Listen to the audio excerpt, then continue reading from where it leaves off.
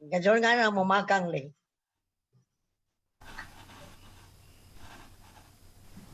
Enggak, hari ini orang orang santai hari ini. Jadi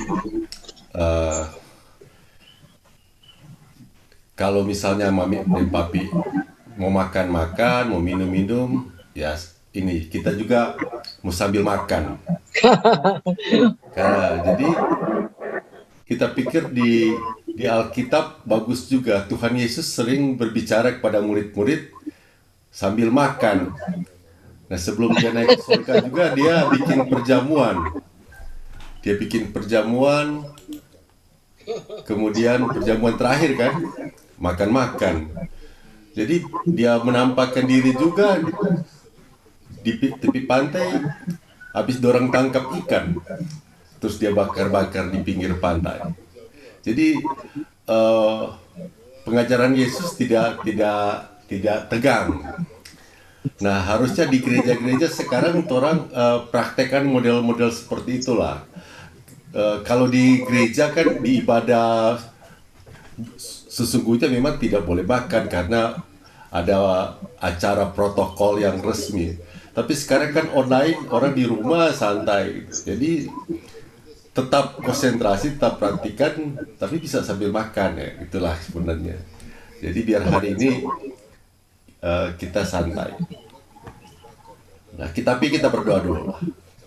Tuhan Yesus, terima kasih untuk pagi hari ini. Biar roh-Mu menerangi pikiran kami, hati kami, supaya kami bisa mendengarkan firman-Mu dengan satu perhatian yang sungguh, walaupun kami mungkin sedang di rumah santai-santai, tapi kami percaya Tuhan Engkau akan bekerja dalam kehidupan kami untuk kami mengerti firman-Mu Bapa. Terima kasih Tuhan, pakailah waktu ini dalam nama Yesus. Amin. Ya,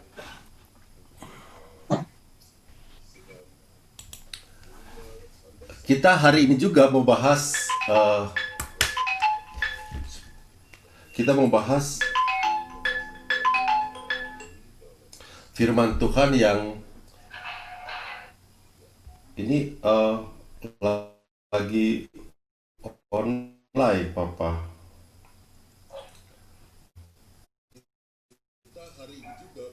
Ya.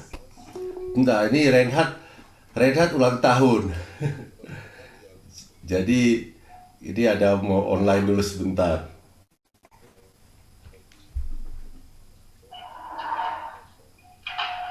Belum diangkat-angkat. Ya,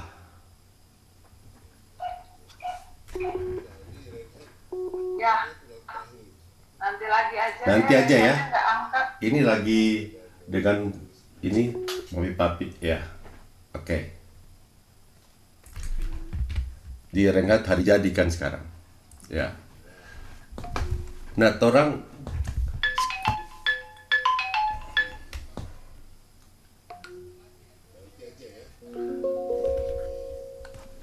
bahas satu topik yang sebenarnya Mami dan Dedi pernah tanya kemarin. Ya. Jadi kita pikir kita di kemarin sempat merenungkan, sepertinya mesti dijelaskan lebih dalam lagi supaya kita lebih mengerti. Nah, pertanyaannya tentang kalau kita berdoa dan kita kan bilang, kenapa orang gagal untuk mendapatkan kesembuhan? Karena mereka berdoa tidak yakin. Salah satu yang membuat mereka tidak yakin kelihatan dari doa, orang berdoa. Berdoanya pakai kata jika Tuhan menghendaki.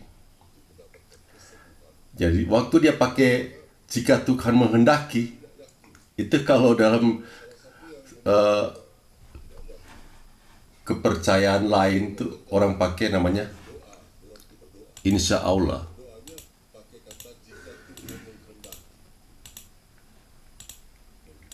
Ya, sebentar.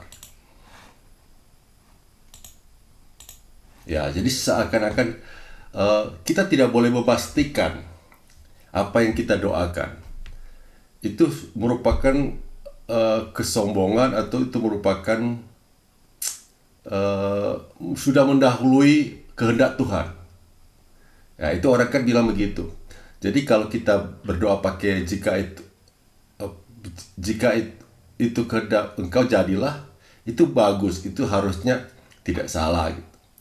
Tapi kenapa kita bilang kalau kita berdoa untuk mendoakan orang sakit, kita sebaiknya jangan pakai kata itu.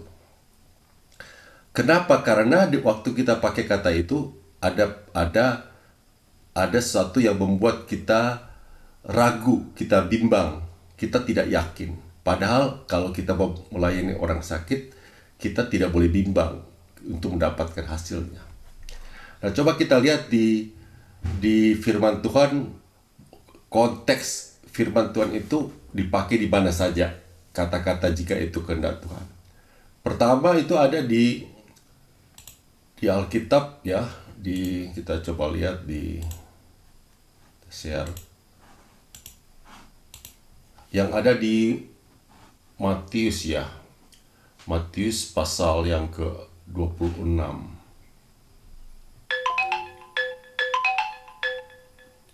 Matius pasal yang ke-26.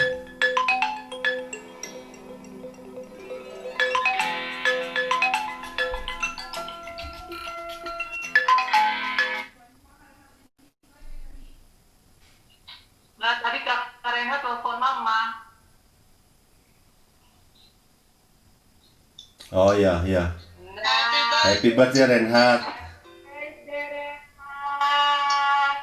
happy birthday to you. Birthday to you. Happy birthday, happy birthday, happy birthday to you. Tunggu, ini Renhard lagi ulang tahun. Ya. Selamat ulang tahun.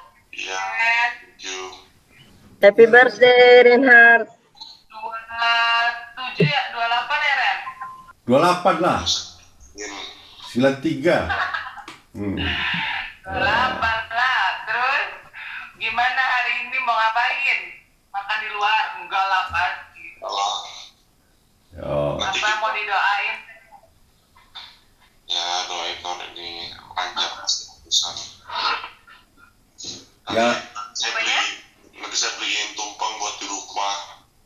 Oh, kita rayain di sini ya. Kita potong di sini ya. Tumpeng nasi kuning. Mantap, mantap. Iya, Tumpengnya kirim ke Bandung. iya ke rumah. Oh gitu. Oh iya, itu ada kan online. Balik ya, jadi makan. Nanti kalau dia udah datang kita kalau dia udah datang kita rayain lagi, kita potong sama-sama lagi. Kenapa Pak?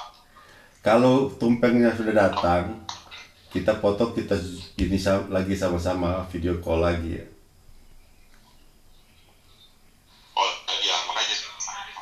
Oke, datang kita nge-zoom lagi ya. Ya, Terus, Rena tadi mau didoain apa tahun ini?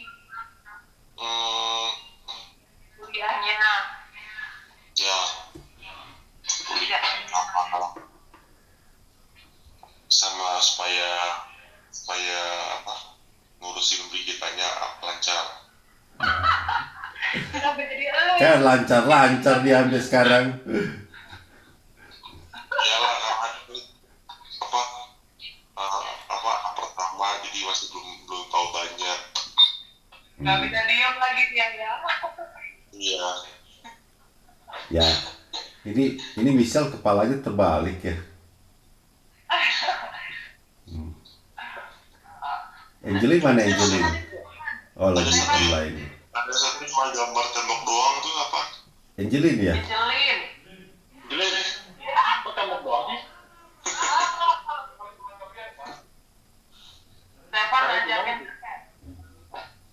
Oh, iya. Kalau si Brigita udah bangun belum? Belum. Pas ngecek ya. Saya baru bangun tadi. Apa kalau nggak bisa tidur? Ya ini di Scrooge bisa kan? Iya. Happy birthday. Iya, thank you. Ini ada oma opa nih. Ini kasih unmute. Ceritanya.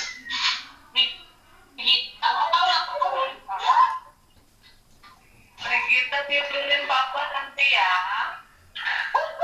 Enggak, saya udah bilang ke Tasya, ini nggak boleh ditiup lilin. Oh, kenapa? Nggak apa-apa, saya sebelumnya kan Lilinnya kenapa? nggak usah pakai lilin kan. Oh, udah usah pakai tiup lilin. Iya. Pakai.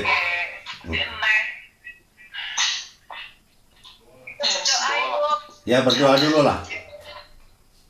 Ya, mari kita berdoa ya. Dek, kita doa dulu, Dek. Ya, ya.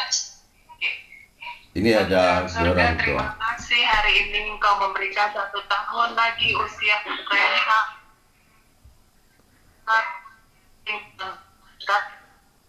Yang tahun lalu, kami bersyukur Tuhan untuk setiap berkat-berkat-Mu yang Kau curahkan kepada Reinhard dan juga keluarganya.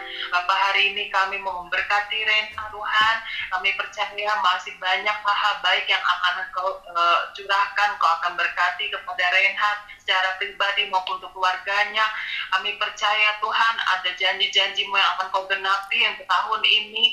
Biar Tuhan setiap apa yang Reinhard rencanakan, yang Reinhard harapkan, Engkau yang menyempurnakannya dan Engkau yang memberikan lebih baik dari apa yang dia pikirkan. Karena aku berdoa biar Reinhard terus makin dekat kepada Engkau Tuhan, benar-benar bergantung kepada Engkau, mencari hikmat dan sungguh percaya kepada pertolongan-Mu saja Tuhan pada saat dia harus melewati lembah kekelaman, melewati cobaan. Engkau yang akan memberikan kepada dia kekuatan dan iman yang lebih Tuhan, supaya dia selalu semangat apapun yang sedang dia hadapi Tuhan. Boleh mendapatkan hikmat untuk menyelesaikan kuliahnya, pekerjaannya, dan juga untuk keluarganya, terutama untuk mendidik diri kita. Tuhan, Kau berikan pada dia hikmat dan juga sukacita dan kekuatan untuk melewati hari demi harinya bersama-sama dengan Engkau. Terima kasih sekali lagi Tuhan untuk Reinhard yang selalu menjadi berkat dan menjadi teladan di dalam keluarga, di dalam pekerjaannya. Tuhan, Kau terus memberikan cahaya yang terang Tuhan untuk Reinhard, hingga dimanapun dia berada dia boleh menjadi terang dan garam Tuhan.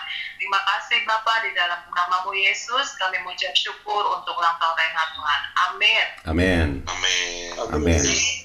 Ya. Bapak, Ya. Oke ya. Nanti sambunglah. Bye.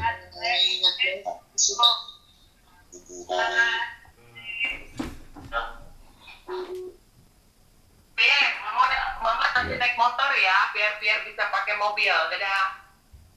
Oke. Ya, jadi kita kembali ya.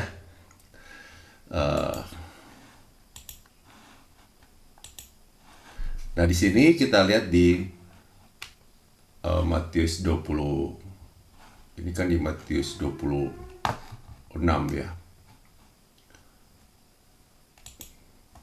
26 ayat 31. 26 ayat 31. Ini di Bukit Zaitun pada saat terakhir Yesus sedang berdoa dengan murid-muridnya di taman ya.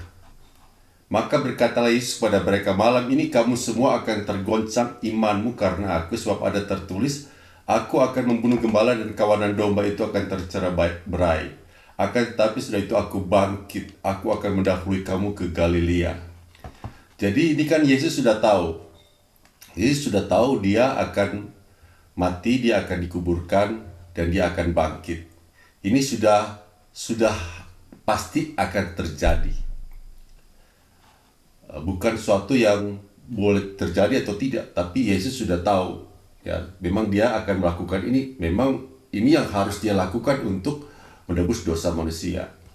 Nah, waktu itu Petrus menjawabnya, biarpun mereka semua tergoncang imannya karena engkau, aku sekali-kali tidak.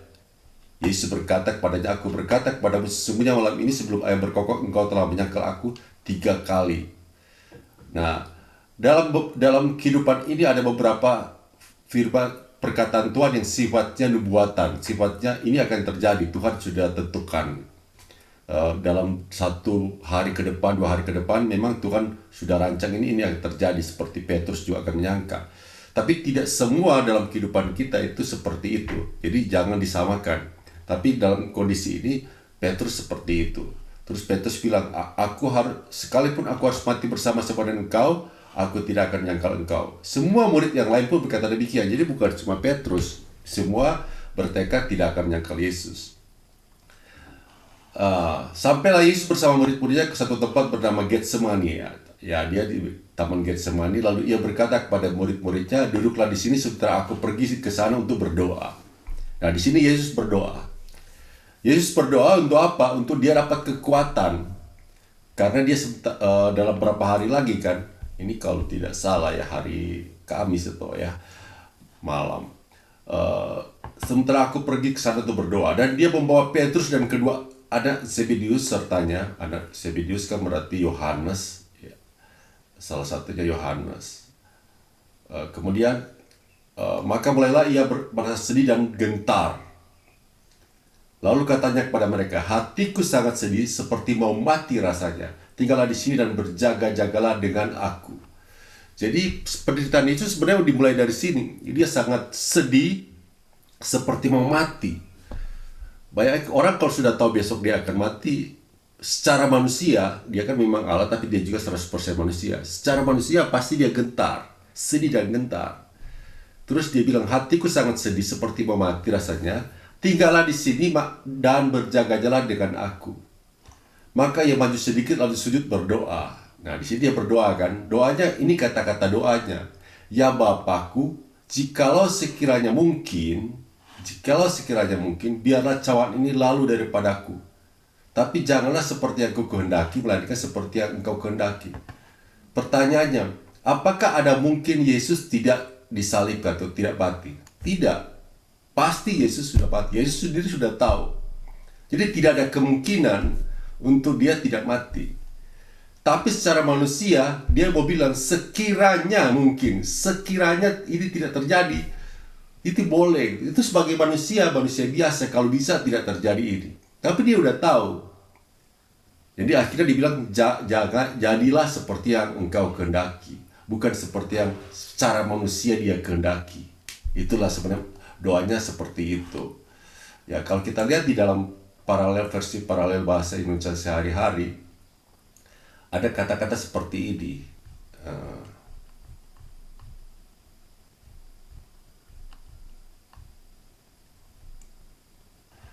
Kemudian Yesus pergi lebih jauh sedikit, lalu ia tersungkur ke tanah dan berdoa. Bapa, katanya, kalau boleh, ini kan lebih ke bahasa Indonesia sehari-hari, jauhkanlah daripadaku penderitaan ini yang aku harus alami ini.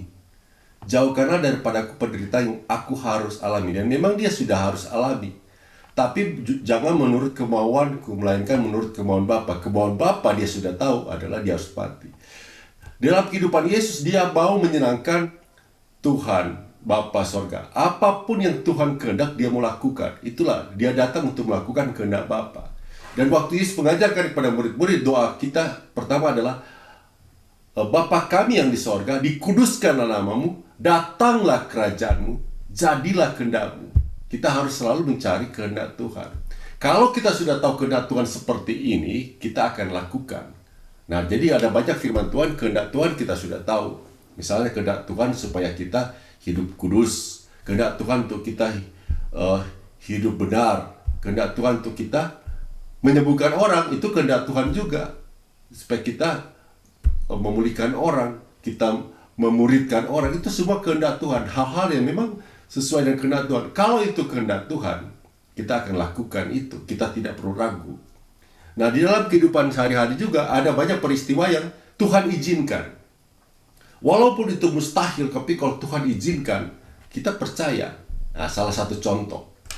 Satu contoh. Ya, salah satu contoh misalnya Petrus. Petrus melihat Yesus berjalan di atas air. Kemudian dia lihat, wah ini Yesus bisa berjalan di atas air. Terus Petrus bertanya dulu kepada Yesus, Yesus suruh aku datang ke sana supaya saya bisa berjalan juga di atas air. Itu kira-kira kan Petrus tanya. Nah, Petrus itu sangat bijaksana, sangat-sangat bijaksana. Berjalan di atas air bukan kehendak Tuhan pada semua manusia. Ya, jelas kehendak Tuhan tuh banyak, tapi untuk berjalan di atas air, tidak semua orang dapat berjalan di atas air. Jadi Petrus bijaksana, dia bertanya lebih dahulu, Tuhan, suruhlah saya berjalan di atas air. Dan Tuhan bilang begini, datanglah. Waktu Tuhan bilang datanglah, Tuhan sudah memberikan otoritas, Tuhan sudah memberikan mandat, Petrus boleh datang, boleh berjalan di atas air. Dan Petrus akhirnya berjalan di atas air. Kita tahu ceritanya kan, Petrus berjalan di atas air, dan dia melakukan yang mustahil manusia dapat lakukan. Dan di tengah perjalanan, dia merasakan kebimbangan karena ada badai, ada topan. Dia mulai ragu-ragu, apakah benar saya akan berhasil sampai pada Yesus? Ini kan badainya begitu besar. Dia seorang nelayan, dia tahu badai model ini bisa membuat dia tenggelam. Sewaktu dia ragu-ragu, sewaktu dia bimbang, dia tenggelam. Padahal tadi dia yakin. Selama kita yakin, kita akan melakukan kehendak Tuhan dengan baik. Tapi kalau kita ragu-ragu, kita tidak akan mendapat apa-apa. Nah, sama juga seperti menyembuhkan orang sakit. Kita harus tahu lebih dahulu apakah kehendak Tuhan itu. Orang-orang itu jadi baik. Kalau bukan kehendak Tuhan untuk orang jadi sehat, untuk orang jadi baik, semua rumah sakit, semua dokter, semua perawat itu bertentangan dengan kehendak Tuhan. Karena mereka mencoba menyembuhkan orang sakit. Ya, tapi kalau kehendak Tuhan adalah untuk kita baik-baik, ya kita bawa mereka ke rumah sakit, kita bawa dia ke dokter, dan kita berdoa dengan yakin supaya dia dapat memperoleh kesembuhan ilahi. Nah, ini artinya kita berdoa dengan keyakinan. Nah, konteks di sini, jadi waktu Yesus bilang begini, jadi waktu Yesus bicara,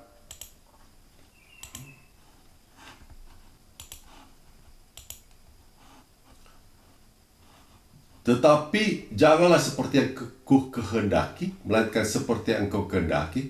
Konteksnya untuk pergumulan hidupnya sekiranya mungkin. Ya, kalau boleh jauhkanlah daripada aku penderitaan yang aku haram. Nah, ini konteks di sini tepat. Tapi konteks di dalam untuk menyembuhkan orang sakit tidak tepat.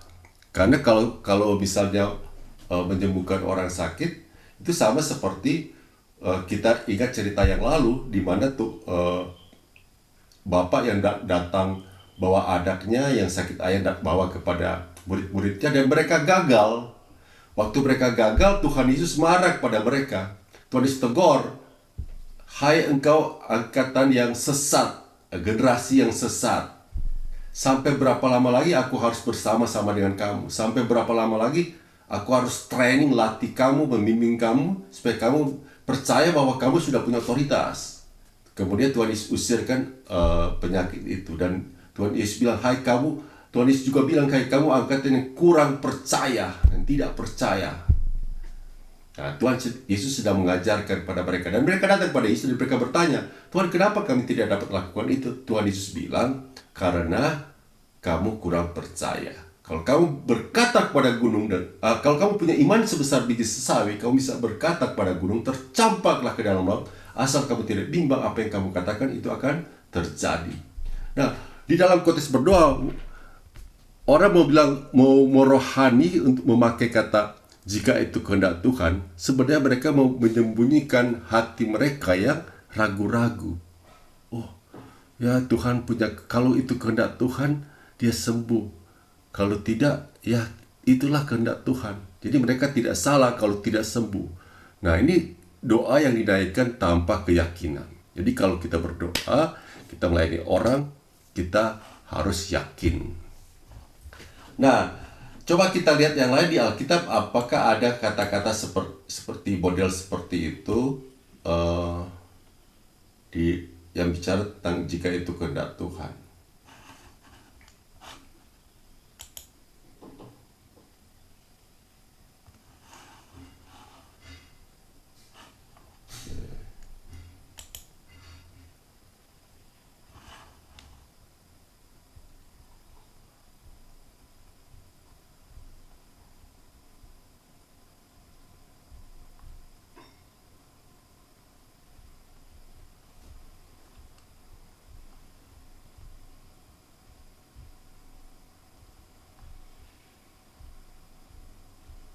Ini ada di tunggu ya, di mana ya? Di kita lihat di 1 Korintus pasal 16 ya. Ini Paulus ya. Paulus ini menulis kepada jemaat di Korintus. Nah, di sini ayat yang ke-7. Sebab sekarang aku tidak mau melihat kamu hanya sepintas lalu saja. Aku harap dapat tinggal agak lama dengan kamu jika diperkenankan Tuhan. Nah, jika diperkenankan Tuhan. Nah, ini sama seperti kata-kata yang lain ya. Bahasa Indonesia hari-hari dikatakan, saya tidak mau mengunjungi kalian sekedar singgah saja. Kalau Tuhan mengizinkan, saya ingin tinggal akan lebih lama dengan kalian. Nah, ini kata-kata ini adalah satu pengharapan Paulus. Dia punya planning, dia punya rencana, dia mau melakukan ini. Tapi dia sendiri tidak yakin. Dia tidak yakin dalam arti kalau itu memang itu akan terjadi. Ini sesuatu yang perencanaan ke depan. Nah, Paulus mengatakan, ya kalau Tuhan mengizinkan, saya akan lebih lama dengan kalian. Nah, ini kata yang tepat untuk berbicara tentang rencana. Kalau kita punya rencana ke depan, kita melakukan ini, tidak salah untuk mengatakan jika Tuhan mengizinkan. Ya, jadi misalnya kita rencana mau ke Manado misalnya Desember kemarin kan. Kita bilang ya itu kalau memang pintu terbuka, kalau keadaan baik, kalau memang Tuhan buka jalan, kita pergi. Ya. Sama juga kalau misalnya kita merencanakan misalnya Pierre mau menikah tanggal 8 September tahun ini, ya itu kalau memang semua lancar, Tuhan buka jalan, kita berdoalah semua yang terbaik. Nah, itu hal-hal yang bagus untuk kita tidak mendahului sesuatu yang di depan sepertinya kita hebat untuk bilang itu pasti terjadi. Nah, ini juga sama dengan model-model yang lain ya. Coba kita lihat di Kisah Rasul. Sorry. Kita lihat di Yakobus pasal yang keempat ya, di Yakobus pasal yang keempat. Jadi sekarang hai kamu yang berkata, hari ini, besok kami berangkat ke kota Anu, dan di sana kami akan tinggal setahun dan berdagang serta mendapat untung. Sedang kamu tidak tahu apa yang akan terjadi besok. Apakah arti hidupmu itu seperti uap yang sebentar saja kelihatan lalu lenyap. Sebenarnya kamu harus berkata, jika Tuhan menghendakinya kami akan hidup dan berbuat ini dan itu. Tapi sekarang kamu memegahkan dirimu dalam congkakmu dan semua kemegahan yang demikian adalah salah. Nah, ini Yakobus 4, ini adalah tulisan dari Yakobus kepada jemaat yang namanya teguran pada mereka yang mengandalkan kehidupan dunia dengan pemikiran mereka sendiri. Jadi mereka ini orang-orang ada di sini kalau kita baca lebih detail lagi. Ini orang-orang yang istilahnya hidup secara dunia dan berpikir semuanya itu dalam konteks dunia, tidak mengandalkan Tuhan. Mereka hidup dalam permusuhan dengan Allah gitu, ya, menjadi sahabat dunia. Dan mereka merencanakan segala sesuatu. Mereka pikir dengan apa yang mereka lakukan, apa yang mereka rencanakan itu harus terjadi. Nah, di sini Tuhan menegur mereka. Namanya boasting about tomorrow. Dalam bahasa Indonesianya bermegah akan hari esok. Sepertinya kalau mereka merencanakan ini akan terjadi. Dan Tuhan tidak senang gitu. Bagi Tuhan, orang yang mengandalkan manusia itu terkutuk atau akan dikacaukan oleh Tuhan. Seperti Menara Babel, sebagus-bagusnya mereka, sekuat-kuatnya mereka mau merencanakan membangun menara yang tinggi dan mereka pikir itu akan sukses. Mereka akan bangun menara yang tinggi dan kemudian supaya kalau terjadi air bah katanya mereka tidak akan kena. Dan Tuhan akhirnya melihat apa rancangan mereka dan Tuhan mengacaukan komunikasi mereka, dan Baal itu Menara Babel itu hancur, bukan Baal, Babel. Menara Babel itu hancur karena mereka mengandalkan manusia. Nah, demikian juga dalam kehidupan kita, sebagai orang percaya, dalam setiap perencanaan, dalam setiap rencana, bawalah itu semua kepada Tuhan, dan jangan berpikir sepertinya apa yang kita pikirkan, kita rancang, itu pasti akan terjadi ke depan. Kita harus berdoa seperti ini. Kalau memang Tuhan berkehendak, itu akan terjadi ke depan seperti ini. Ini rencana kami gitu. Tapi kalau kita kan bicara tentang konteks kesembuhan, kita tidak pakai ini. Nah, inilah bagaimana menempatkan kata-kata pada konteks yang tepat. Di dalam perencanaan, di dalam hal apapun, jangan bermegah untuk hari esok sepertinya kita sudah pasti dapat. Seperti sekarang banyak orang kan sudah berdagang, sudah bikin perusahaan, sudah ekspor impor. Tahun yang lalu mereka pikir mereka pasti akan sukses. Tiba-tiba pandemi, ya kacau semua, bisnis mati semua. Ada orang mungkin sudah bangun hotel, sudah bangun tempat ini, tiba-tiba berhenti. Makanya selalu dalam setiap kondisi selalu mengandalkan Tuhan. Nah, ini juga seperti kita bilang ke Dedi, bukan berarti di dalam setiap trompet doa harus selalu ditutup dengan jika Tuhan menghendakinya. Jadi dalam model perencanaan itu bagus seperti ini, tapi tidak selalu kita berdoa untuk mengatakan seperti ini. Jika Tuhan menghendaki, kami akan berbuat ini. Ya, kalau kita makan, nggak mungkin kan doa makan, Tuhan berkati makanan ini supaya makanan ini diberikan kekuatan. Jika Engkau menghendaki Tuhan. Ya, tidak mungkin kita pakai berdoa begitu, memakan jika Tuhan berkehendaki. Kita sudah yakin dan percaya Tuhan akan berkati makanan ini. Tuhan akan berkati. Masa berdoa jika Tuhan menghendaki makanan ini akan sehat bagi kita. Ya, tidak selalu doa-doa seperti itu. Jadi ini untuk menolong kita menempatkan perkataan yang tepat. Jadi Mami juga tanyakan, kita selalu dengar orang-orang yang berdoa seperti ini. Oke, nah masalah orang berdoa, tapi kita jangan bilang ke mereka juga, kalian salah berdoa, ini nggak boleh begini. Ya, itu tidak tepat ya. Tapi kita mau lakukan ini untuk kita menjalankan, terutama supaya doa-doa kita dalam melayani orang sakit kita efektif. Kenapa kita selalu mengajarkan kalau melayani orang sakit kita harus percaya dan kita efektif supaya ada hasil. Sayang sekali kan sudah habis waktu misalnya. Kita sudah datang jauh-jauh mau berdoakan orang dan kemudian orang itu tidak terjadi apa-apa. Tapi dia tidak terjadi sesuatu karena kita salah berdoa atau kita tidak punya iman.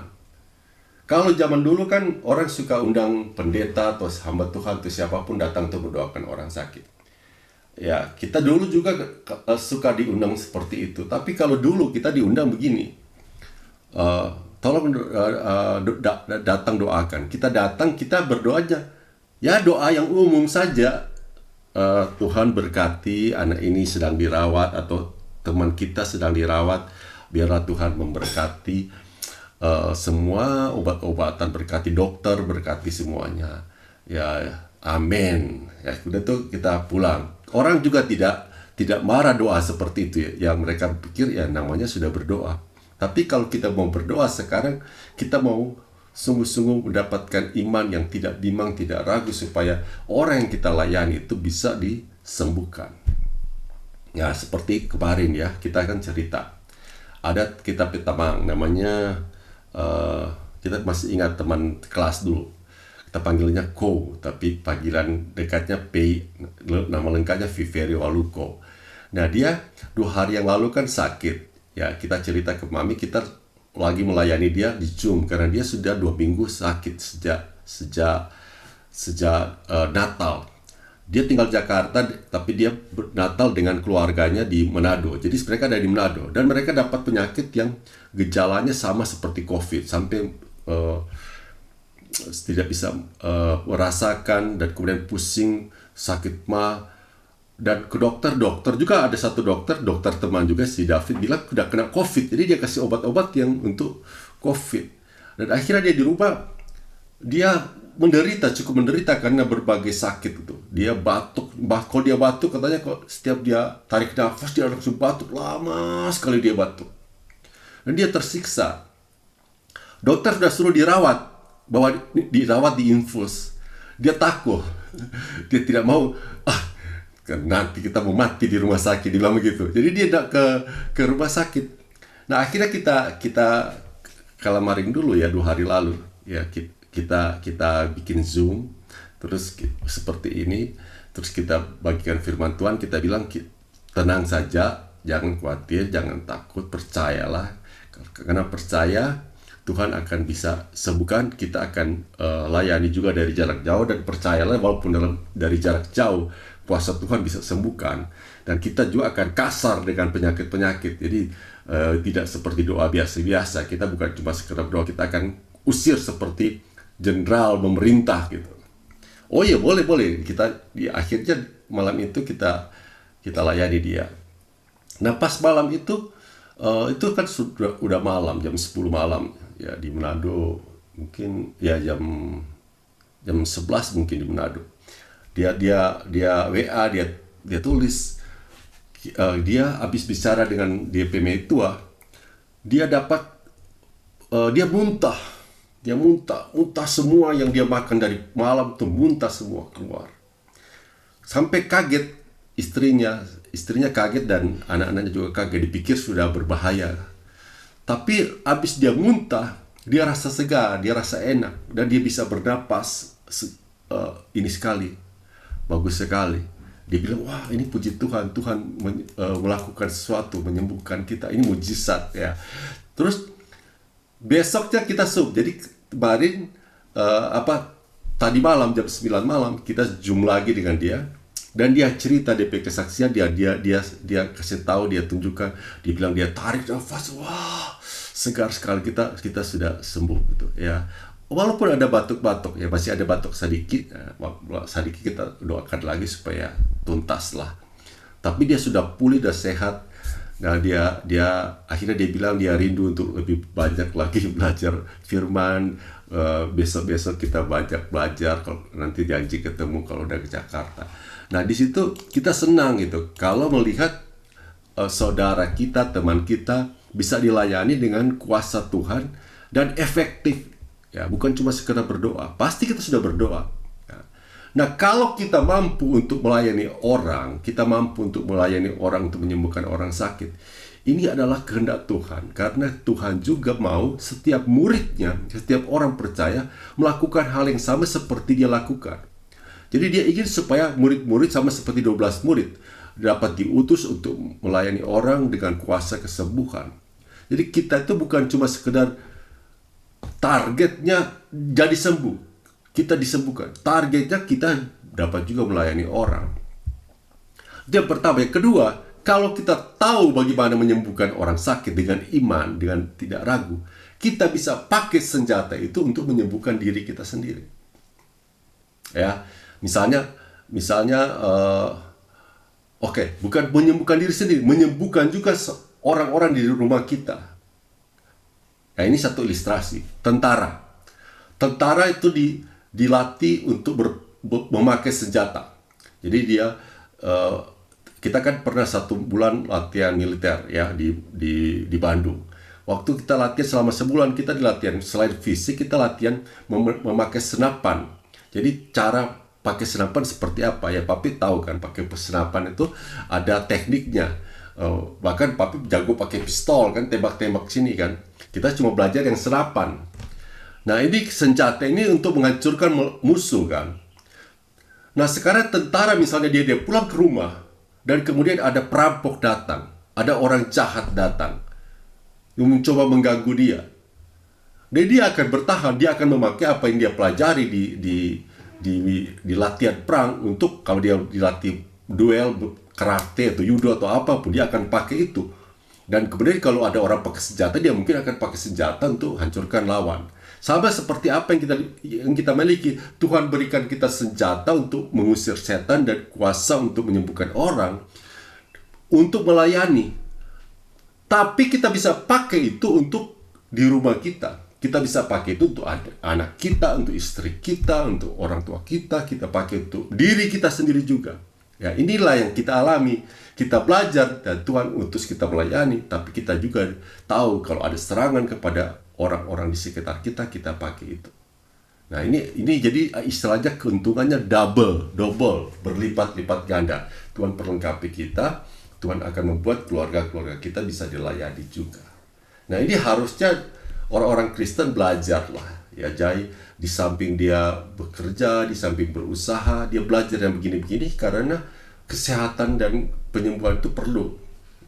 Sekarang lah, apalagi sekarang kan banyak rumah sakit yang penuh.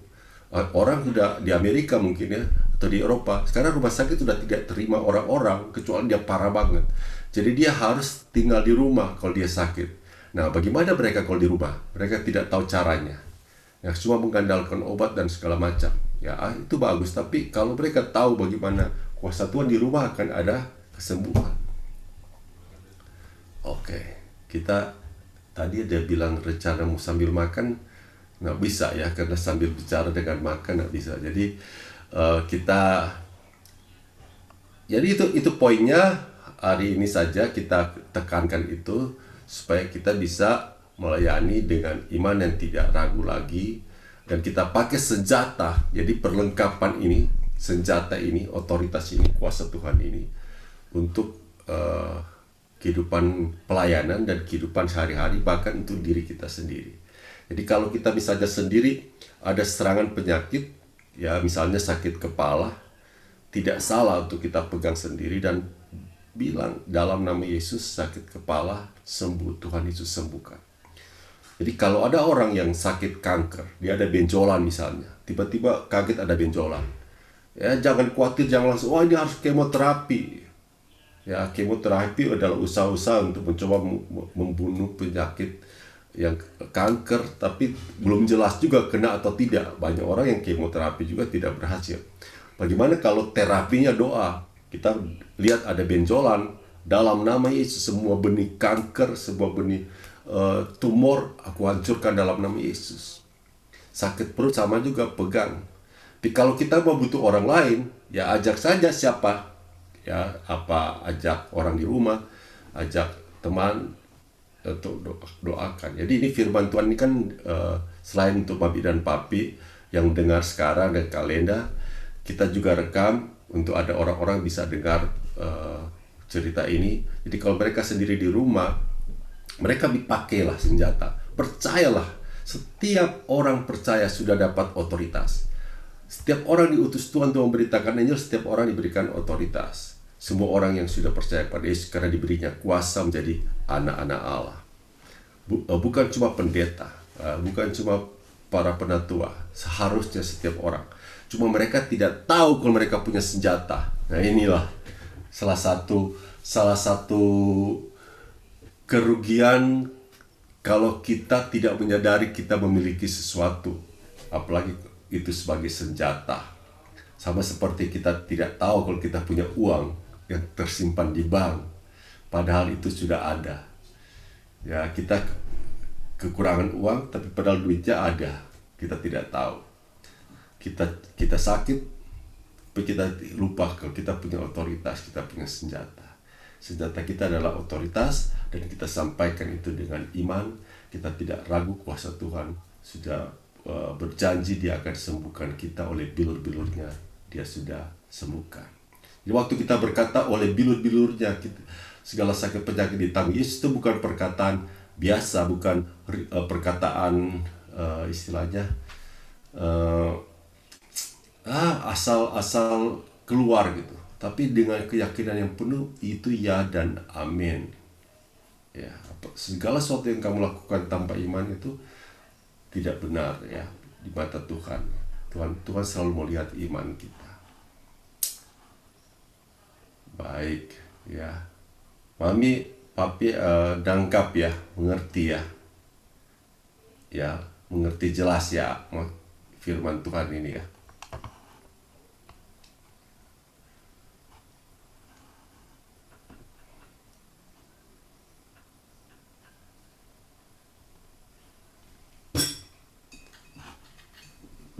Mengerti, no? Ya, Tadi masih tutup. Ada contoh-contoh, jelas ya. ada contoh-contoh tuh. Iya, ada contoh. Jadi sebenarnya itu yang kita rindukan, ada contoh, dan sambil kita belajar begini, kalau ada orang yang sakit kita layani dan kita dapat kesaksian itu. Ya, jadi itu kesaksian kan hidup.